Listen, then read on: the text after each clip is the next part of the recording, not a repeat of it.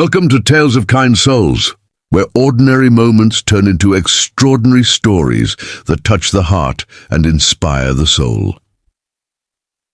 It all began on a cold evening when the city lights flickered against the tall skyscrapers, each window glowing like a small fragment of someone's private world. At the base of one of those towers, a man named Daniel Walker was finishing his second job shift for the day. Daniel wasn't just any man, he was a single father. Life had tested him, perhaps more than most, but his resilience was as unshakable as the determination he carried in his eyes. Every step he took was for the little girl waiting at home, his daughter Lily. Daniel had grown used to silence in his life. Silence when he came home to an empty kitchen after his wife passed away. Silence when he carried the weight of bills, debts, and endless responsibilities. Silence when Lily would sometimes cry herself to sleep because she missed her mother. But through all that silence, Daniel never lost the sound of his own promise that he would protect his daughter, give her a future, and never let despair win. That night, fate had something unusual prepared. As Daniel walked down the narrow alley shortcut he often took, he noticed a black luxury car stopped abruptly under a broken street lamp. The engine was still running, and the tinted window slowly rolled down. A man stumbled out, dressed in an expensive suit, but clutching his side as though he were in unbearable pain. Daniel froze for a second, instincts kicking in. "Don't talk!" The man gasped hoarsely, holding up his hand as if to ward off questions. His voice was commanding yet fragile, as though he was used to being obeyed, but had been pushed to his breaking point. Daniel rushed forward, catching him before he collapsed. He could feel the man trembling, his breath sharp and shallow. Blood seeped between his fingers. Daniel didn't know who he was, but he knew one thing for certain. He couldn't let this stranger die. Dragging the man to safety, Daniel guided him into the shadows of the alley. "Stay with me," he whispered, tearing off his own work shirt to press against the wound. He was no doctor, but desperation has a way of unlocking courage you didn't know you had. The man winced, but forced himself not to speak again, his eyes darting nervously as though he feared someone was listening. Minutes passed like hours. The sound of footsteps echoed at the far end of the alley, heavy and deliberate. Daniel instinctively shielded the stranger. Two men in dark coats appeared, scanning the alley with suspicion. Daniel's heart pounded. Whoever this wounded man was, he wasn't just some unlucky passerby. He was someone powerful, someone hunted. When the men finally walked away, Daniel exhaled slowly. He turned back to the stranger, who gave him a grateful but strained look. "You saved me," the man finally whispered, breaking his earlier command of silence. Daniel didn't ask questions. He simply said, "Let's get you out of here." With surprising strength, Daniel half-carried him toward his own modest apartment. It wasn't far, but every step felt like defying fate itself. Inside, Daniel laid him on the worn-out couch. Lily, only 8 years old, peeked from her bedroom door, wide-eyed and frightened. "Daddy, who is that?" she asked. Daniel knelt to reassure her. "He's someone who needs our help.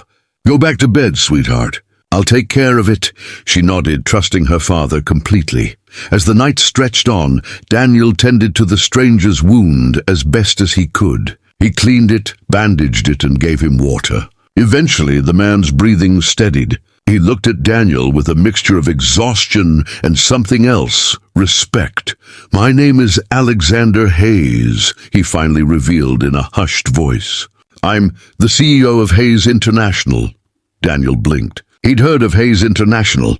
It was one of the largest corporations in the country, a name that often appeared in the news, linked with power, wealth, and influence. And now, its head was lying on Daniel's couch, alive only because a single father had stopped to help. But Alexander's eyes hardened suddenly. "No one can know I was here. If they find out..." His voice trailed off, but Daniel understood. Whoever had tried to hurt him wasn't finished.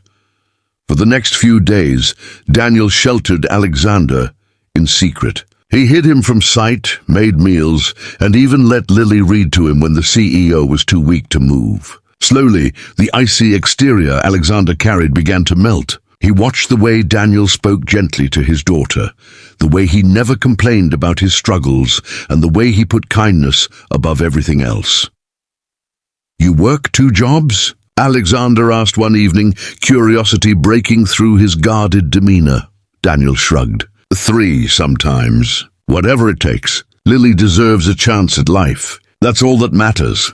There was no bitterness in his tone, only determination. Alexander found himself strangely moved. In his world of boardrooms, luxury, and endless ambition, he had forgotten what simple selflessness looked like. Daniel reminded him, but danger was never far. One night, while Daniel was out buying supplies, the apartment door rattled. Unknown voices whispered outside.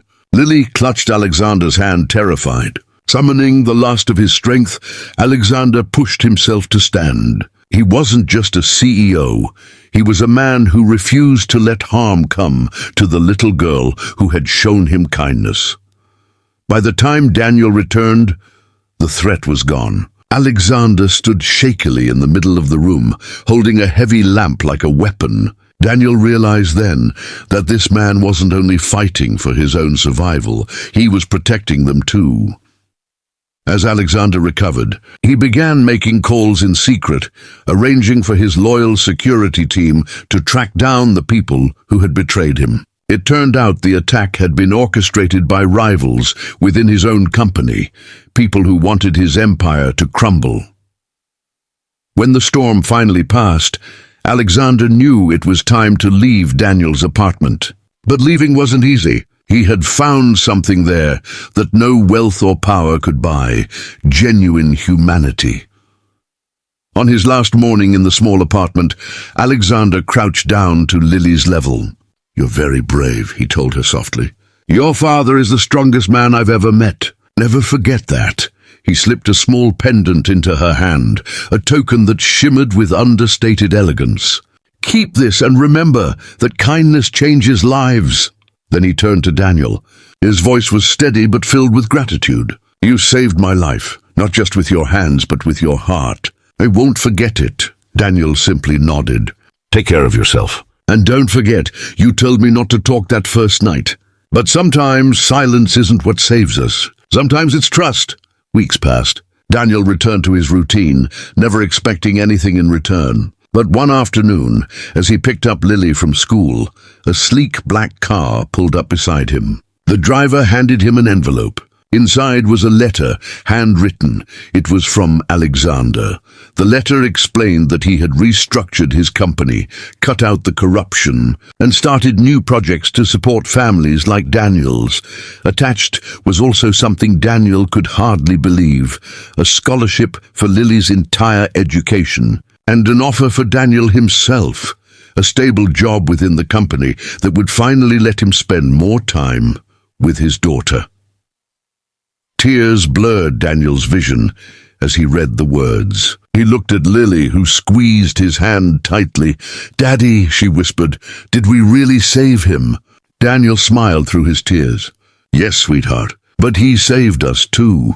From that moment forward, their lives began to change, not in the sense of riches or luxury, but in opportunities, dignity, and hope. Daniel no longer had to fight every day just to survive. He could dream again. And Lily could grow up knowing her father's kindness had transformed not just one man, but an entire empire. As for Alexander Hayes, he never forgot the single dad who had saved his life. In every decision he made, in every policy he changed, he carried with him the quiet strength of Daniel Walker, the man who taught him that true power lies not in wealth or status, but in compassion.